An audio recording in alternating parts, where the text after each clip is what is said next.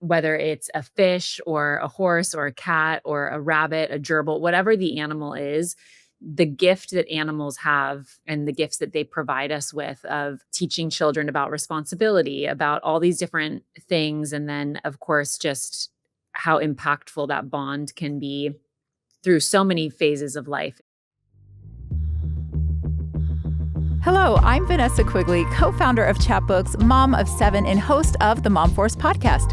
This is where we share the real stuff, the stories, laughs, and the truth that none of us have it all figured out. Motherhood was never meant to be done alone. We are all in this together. Welcome to the Mom Force. In my family growing up, we were about 2 animals away from running an actual zoo. We had all the typical animals, cats, dogs, bird, snakes, fish, a hamlet of gerbils. That's a teaser for the episode. But we also had just about every farm animal, and it was magical growing up. I loved it. But as a parent, well, let's just say can we get a dog conversation? It hit a little different. So today we are asking, are pets really worth it? The mess, the noise, the heart-melting moments all in between. And I'm thrilled to welcome Katherine Schwarzenegger Pratt, best-selling author, animal advocate, to weigh in on all of the things. We're going to talk about her new book, Cat and Brandy. It's a beautiful picture book inspired by her deep love for animals, especially horses, and the lifelong connections that they bring.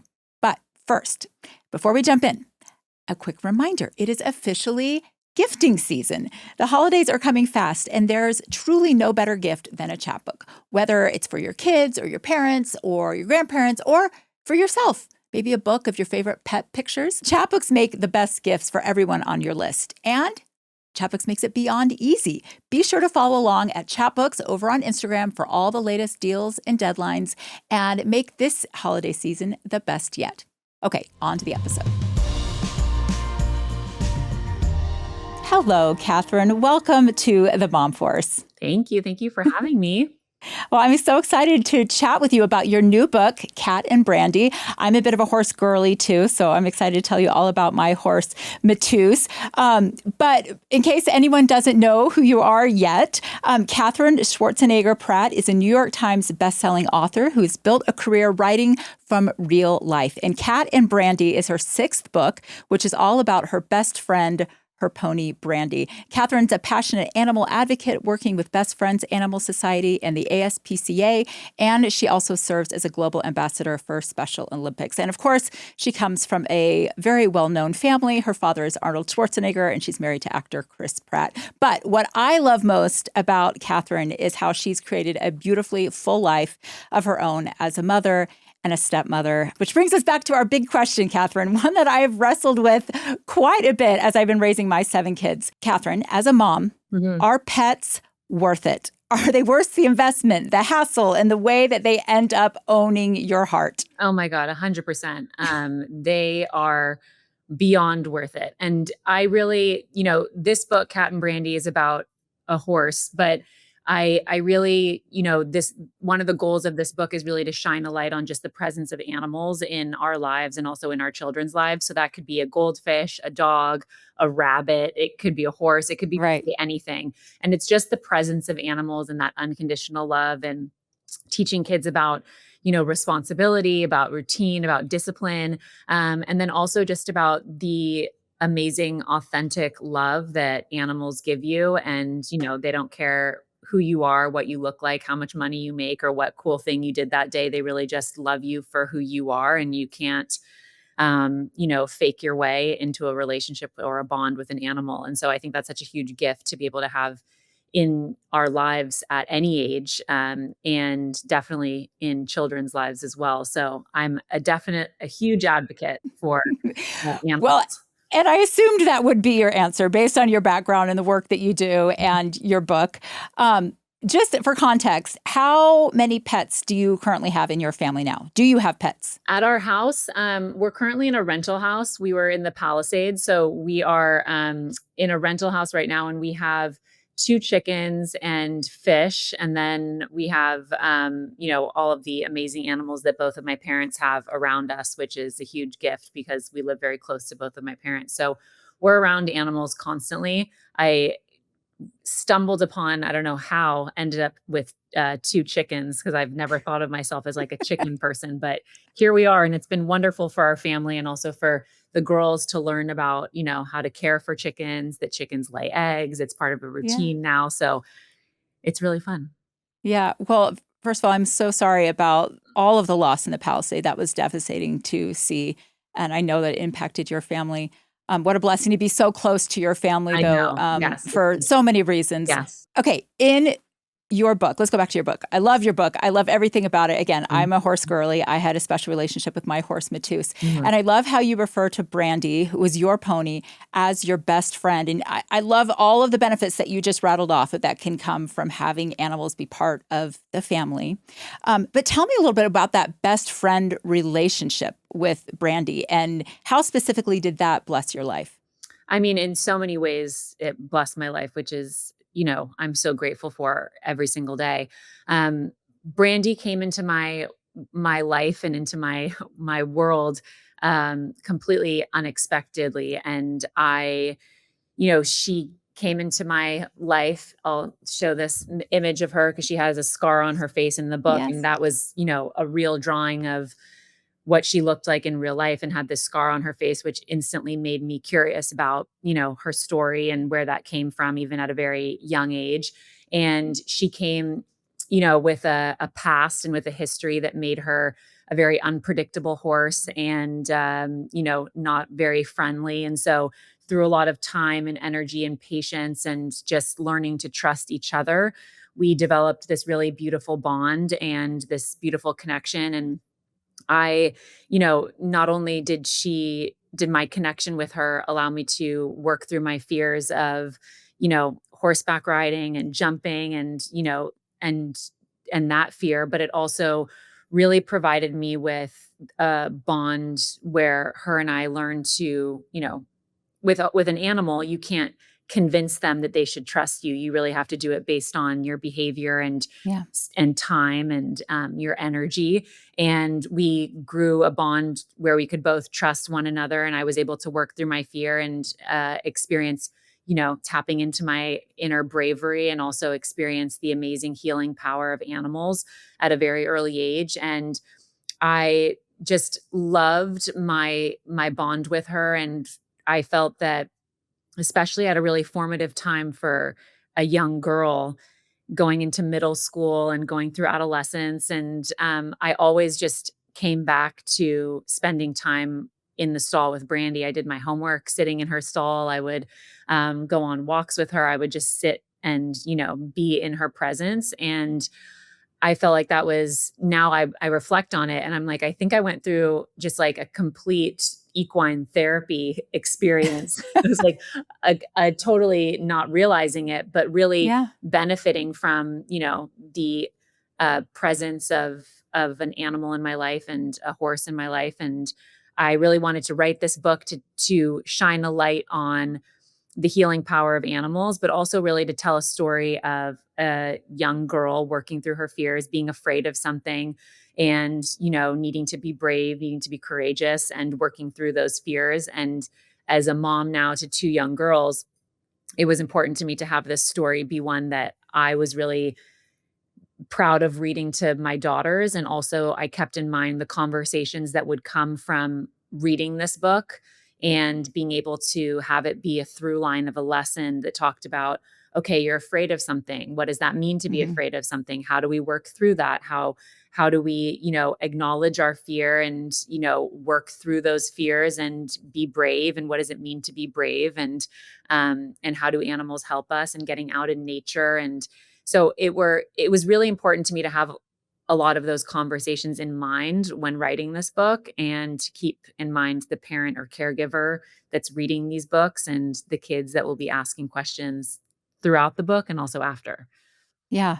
Well, I love you wrote in part of the book, this is, I think, in the foreword of it. Confidence comes from developing friendships. It comes from trying new and scary things, and from making sure that no matter how many times you fall down, you make sure to get back up and try again. And I know, I mean, having some experience with horses, literally, you do have to get back up on the horse again and again. And sometimes that can be really painful. I know part of the story in Cat and Brandy is you overcoming that fear of falling. And Yeah, that's definitely in the book and was, part of the inspiration there. And I'm really lucky that my mom, every time I fell off a horse, she made me get right back on, even if I was, hysterical or beside Yeah. myself. And the message there was really, she of course was, very caring and nurturing with me in that process, but really talking to me and teaching me that when you fall down, you have to pick yourself back up and get back up and try again.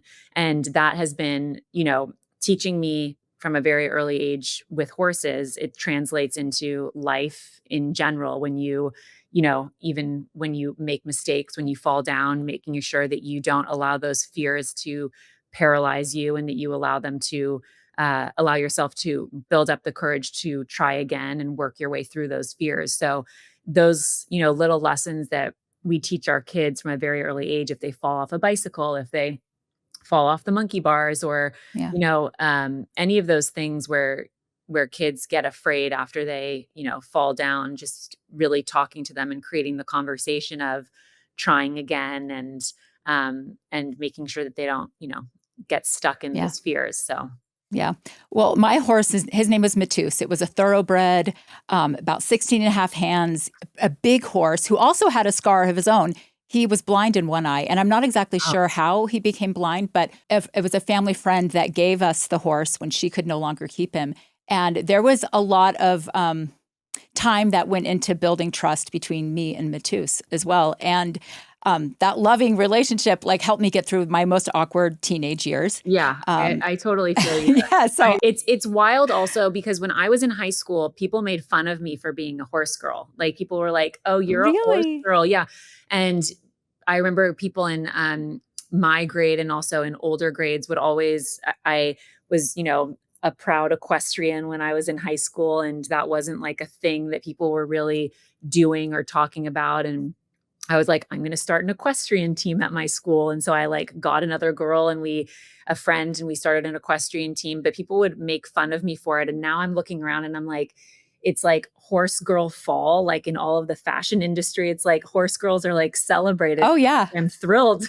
I'm thrilled about it. I'm wearing my horse girl earrings Exactly. in honor of you in this show. It's I all mean, the trend. yeah, it's like it's a whole trend now. And so I'm so excited about that, because when I was in high school, especially, I looked at a lot of the things that were going on, and I feel like, because I was so, I was just obsessed with being at the barn, and just obsessed with the feeling that it gave me of being taken out of the high school drama and just being totally present at the Yeah. barn, and getting dirty, and, Mm. being with my horse. And for me, I think, is why I was able to get through high school in a sane manner, and, not get caught up in a lot of other things. Like, I didn't have time to stay out late. I didn't, of course, my parents would never have let me, but I, I had to get up in the morning, and I went to the barn early in the morning. And so I had a whole routine and a responsibility, and I'm so grateful for it. Like, every single day, I'm so grateful for it. I'm glad you brought up responsibility, because not everyone can have a horse or a pony, right? There's that Seinfeld episode where they're like, I had a pony, right? Yeah. Pony. Everyone wanted a pony. It was a dream to have a pony, but they're big animals. You either need, a big backyard or a stable or whatever. Not everyone can have a pony, but you can learn a lot of these important lessons, including responsibility with other pets, right? And my parents, I'm the oldest of 12, and my parents, Gosh. we had a lot of pets. We had all the normal pets: cats, dogs, fish. We didn't have birds. We had snakes, gerbils. But then my dad built out basically a petting zoo, one of every farm animal. He had my third grade field trip was coming to my house to see Gosh, all the that is animals. just sounds like a dream to me. It was so fun. And he got a milk cow at one point to help really teach us hard responsibility. I grew up in Florida. Being in the barn milking that cow, any time of the year, was a miserable experience, but taught us valuable lessons. How have you seen your children in their interaction with your animals and your pets learn some of these lessons? Well, I mean, I think the point that you're mentioning now about, and I had mentioned this earlier, but again, this book for me is about, it's a story about me and a horse, or me and my horse when I was growing up, and just shining light on that bond. But it is so true that people understand that this is a book about a horse, but it's really, shining a light on just the power of animals and the healing power of animals. And as you mentioned, whether it's a fish or a horse or a cat or a rabbit, a gerbil, whatever the animal is, they provide us with such incredible bonds and ones that, really impact our lives in such beautiful ways. And they give us this unconditional love from the start. And it's just the gift that animals have and the gifts that they provide us with of, teaching children about responsibility, about all these different things. And then, of course, just how impactful that bond can be Yeah. through so many phases of life. If it's your teenage years, if it's, your childhood years, your adult years, there's a reason that there are, emotional support animals and therapy dogs and therapy Yeah. cat. Like there's a reason for all of that. And so, it's important for people to understand that you don't have to get a horse to benefit from the incredible bond that animals can give you and provide you with, and the unconditional love they can provide you with. So just wanted to shine a light on that. I think, for me, my kids are young still. So to take them to the barn and see how much they love just even the caretaking aspect of taking care of a horse, brushing them, cleaning their stall. I have them in the tack room. They clean the tack, they clean their boots. And that was something that my dad was really big on for us kids growing up, was understanding that like every time we came home that we needed to take care of our things, that we needed to, yes, it was nice to be able to, go ride, but what goes into that? You have to brush your horse, you have to take care of it. Same with when we had a dog, we had to make sure we fed them, brushed the dog, cleaned their ears, Yep. took them out on walks. So it was really teaching us that yes, animals are fun and they're great for kids. And also they do require time, energy, care, and hard work. And you have to factor that in because animals aren't just like a thing that you get. They're, live Yeah. beings, and they require attention. And it's such a gift to be able to give that to them. So I love seeing how my girls really love the responsibility of, oh, I need to go feed the chickens, or I need to go check for the chicken eggs in the morning. And when we go to the barn, I need to go brush the horse or pick their hooves, or, when they walk my mom's dogs, because we live right next door to her, they have to go with poop bags. And, so they Yeah. love the responsibility of it. And also, we have a lot of conversations about the Yeah. importance of making sure they stay on all of it. And so, yeah, Yeah. great. I think kids love the responsibility, and then oftentimes the shine wears off and it's like, wow, this is Yeah. hard work. I'm tired of doing this. And at least from my experience, often the work falls On the on parent. me, Yeah. right? And I'll say I mentioned we had gerbils growing up. And with our big family, we had a big house, and my sisters, they lived in the upper, like upper left part of the house. And my mom didn't go up there very often. And they had two gerbils up there that they were caring for. And the next time my mom went up there were about 50 gerbils that were no longer in a cage. They were running wild in their closet. So, like, moms have to be involved in the equation, right? Like, 100%. I don't fault my mom having 12 kids. Of course, she's not going to have like a beat on actually everything that's going on. But that's just an example. Like, even capable kids who have a desire and want to care, they need some supervision. And it's reminding me of something I read about in the American Psychological Association or whatever. It was talking about this thing called the caregiver's paradox, which says there are a lot of benefits to pet ownership, but with those benefits come a lot of new responsibilities, which often land on one primary adult, usually the mom. Another story about my mom, my dad, like I said, he would bring home all these farm animals for his little petting zoo. And one time he brought home these baby Barbados sheep, darling brown and black sheep, but they weren't old enough to like be out in the pasture. So they lived in the house. My mom put diapers on them and fed them out of a bottle until they were old enough to go out into the pasture. This And sounds like a dream. The way I mean, as a kid, it was an absolute dream. But now that I'm the mom and I put myself in her shoes, I'm like, oh, she was a saint. The things that she put up with. I went through a phase of when I was in high school, I had 4 rabbits, and I was at the barn every single day. And then I ended up rescuing these 2 ducks that like lived in my bathtub for a while, and then they got too big. And then I also, with my youngest brother, Christopher, we we rescued this pig that lived inside for a while, and then as it got larger, moved outside. So Yeah. I Hmm. look back and, as a mom now myself, I'm like, how did you allow I us know. to do that? But also thank you so much, because it really, like, I think it really encouraged this desire that I had at a very early age to take care of animals, and then also to really be introduced to the animal rescue world and to help where I felt that I could help, which was in Hmm. caretaking. And that Yeah. was my personality from the beginning. Like, I think my mom always talks to me and my siblings a lot about how who you were in preschool and who you were as a child is really at the core who you are. And we go through life, and life hardens us and makes us into, um, makes us, change who we are, or move away from who we really are at our core. And Oh. I think that when I heard her say that, I always would remember, like, even when I was going through like a rebellious phase, or like trying to figure out, who I am or what I wanted to do, or all the different phases of life, I really would try to remember that who I was when I was younger, and what I loved and what I was passionate about.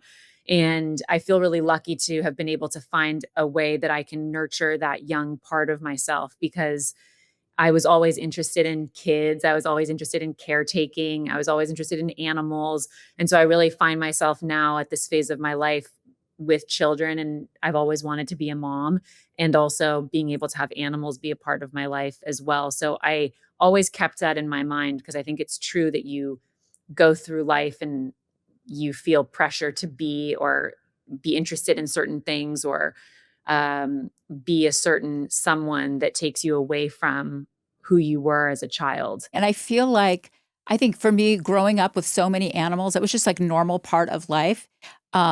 That when I had my own family, I was like, oh, yeah, of course we're going to have animals, Yeah. because that's part of just being a kid. And it brought so much joy to my life. But then as the animals started coming into our family, I'm like, whoa, this is too much for me as the mom. There was one point where each of my 7 kids had their own pet. We had a hedgehog. We had these exotic gerds, some kind of exotic gerbil, fish. I mean, the whole thing. And I'm like, what have we done? I've made a horrible mistake. It's a lot of work. I mean, I will say it's definitely a lot of work. I'm lucky that when my husband is very helpful. So I spent a lot of time this summer cleaning the chicken coop a lot at our house. And now that he's home and finished with this project he was doing over the summer, he's been helping clean the chicken coop. And I'm like, thank the Lord, because that Yes. was a whole I was, That's a like, nasty cleaning the job. chicken coop one day, and I'm like, "What have I done?" Like, Oh, I brought okay. these chickens and they love them, but I'm like, "I'm cleaning this chicken coop all the time." It's like, you know, it's a whole caretaking thing. I know, it's a labor of love. Well, okay, so we've talked about the many, many benefits that come with having pets. Some people can't have pets due to allergies or other medical conditions. We actually had to rehome 2 cats recently because my youngest son developed a terrible allergy to the cats, and that was a very sad thing. I also just will say that, for people who can't have animals, or maybe um, don't necessarily wanna commit 100% to having an animal, or are even interested in getting an animal for your family, a great way to trial all of those situations is to foster. Like, there's Yes. so many amazing organizations locally and nationally that have so many amazing foster programs for animals, and this can be animals of all different shapes and sizes, and it's a great way to also, give a kind of trial run to what animal works for your family, what animal works for your home environment, understanding the responsibility that comes with having an animal in your home and as a part of your family, and really seeing if your family is ready and prepared for that. Because there are situations where people think like, oh, I want to get a dog, or I want to get a cat, or, you know, a horse, or whatever the animal is, and they think it sounds like it's a really fun thing, and then you're like, "Oh, wait, this comes with so much responsibility, a lot of time and energy, money, and it's a big responsibility." So fostering is always a great option for people who can't have an animal, or wanna be able to just experiment with what kind of an animal might work for their family or home life. Yes, exactly. I'm so glad you said that. What's the best way for someone to find a fostering opportunity? Well, I love Best Friends Animal Society and also the ASPCA. They usually link out to really great local organizations in your area. I think so many people have done what I think is like heroic work to do local organizations for different communities that really focus on finding fosters and also finding forever homes for animals in your local area. So there are so many amazing shelters that you can go to. You can volunteer your time, your energy, you can foster. There's always a huge need for fosters. I've done it several times with my sister, and we did it again last year. And it's so rewarding to be able to have these animals, care for them, and then also find them their forever home. And it was also a really amazing thing to be able to have both of my daughters experience taking care of puppies that we fostered last year. We had 8 puppies in our garage. We found them all Wow. amazing homes, and the girls were really interested in, participating in that, and also understanding that, like, they go to find this amazing home that they get to live at and be loved and cared for. And it was really, going back again to this book, it's like the whole point of this book is really to shine a light on teaching kids about unconditional love, but also just about the presence of animals in their lives and what a huge gift it is. And that's animals of all different shapes and sizes, and also how they can spill over and benefit you in so many amazing ways. So Yeah. it's my hope with this book. Well, it's a beautiful book. Thank you so much for sharing that with us and part of your heart, and for the work that you do, Thank you. not just for animals, but also for mothers. I'm a huge fan of BDA Baby, your Oh, thank podcast. you. Can you tell our listeners where they can find the book and find your podcast and all the things that you're working on? So the podcast, we always link out in my Instagram, which is just Katherine Schwarzenegger. So you can find that there, or you can go to where you listen to your podcast and listen to it. We release a new episode every Thursday. And we've interviewed amazing people, and it's such a rewarding place for me to be able to talk about all phases of before, during, and after baby, and talk about such fascinating topics from motherhood to postpartum to breastfeeding to life after baby, your relationship after baby, freezing your eggs, all the different topics. And then when it comes to this book, it's officially out November 4th, and you can get it at your local bookstores. You can also get it at Barnes and Noble, Books a Million, Amazon, Target, a lot of different amazing places to get it. And I also love always supporting local bookstores, because that's a amazing thing to support. And also they have such special experiences there for kids. So Yeah, it'll make a great holiday gift. yeah, So perfect time it's to a buy. great holiday gift. And it's not just for girls. It's really, it's just a book that's talking about how to overcome your fears, talks about bravery and courage. So it's really great life lessons in there too. Yeah. All right. Well, thank you so much. It was great having you here. Thanks for being Thank part of our Mom you. Force. Thank you so much for having me. Okay, that was an amazing episode. I wish we had 30 more minutes to dive into all of the other pet questions I had. One thing that came to my mind when she was talking about having exposure to for your kids for animals, my granddaughter Mauve, she has just grown up around dogs. Her parents don't have dogs, but grandparents have dogs. And it's so interesting to see the way that she responds to animals versus some of her little baby friends who are never around animals. They come to our house and they are utterly terrified at the mere presence of a dog, even on the other side of the glass door. So there's another benefit to having maybe not a pet in your home. You don't have to have a pet in your home, as Katherine showed. You can have other experience with pets, fostering, pet sitting, working at a shelter, lots of great ideas. But I wanted to issue a challenge. Okay, this week, if you are considering introducing a pet into the family, if your kids are putting together a PowerPoint of all the reasons why you should get a pet, I've seen lots of those in my lifetime. Here is a challenge. First, take a baby step, go visit a shelter, or sign up for a fostering opportunity, or send the word out in your neighborhood and see if anyone needs help with some pet sitting. That might be a first good step. And then have a little family council. Take 20 minutes and really go through all of the things that pet ownership entails, the roles, the responsibilities, the costs. And before a decision's made, make sure that you all have consensus. I've learned that the hard way. I've been pressured into one too many pets in my lifetime. And then we shared lots of pet stories in this episode, Katherine and I. I would love to hear your pet stories, whether it was a pet growing up or one in your family now. And I meant to ask Katherine this. I want to hear your most unhinged pet story. Mine will have to be my mom. Once, because we also had chickens, one of the chickens had a little rip in its crop. It's like this little sack that they use to digest their food. I don't know. But one of them got ripped open, and my mom just took that little chicken, laid it on the kitchen counter, took a needle and thread, and sewed it right up. So my mom is all the things, even amateur veterinarian. So anyway, that's my challenge for you. Would love to hear your stories. Come find me over at Vanessa Quigley on Instagram. And until next time.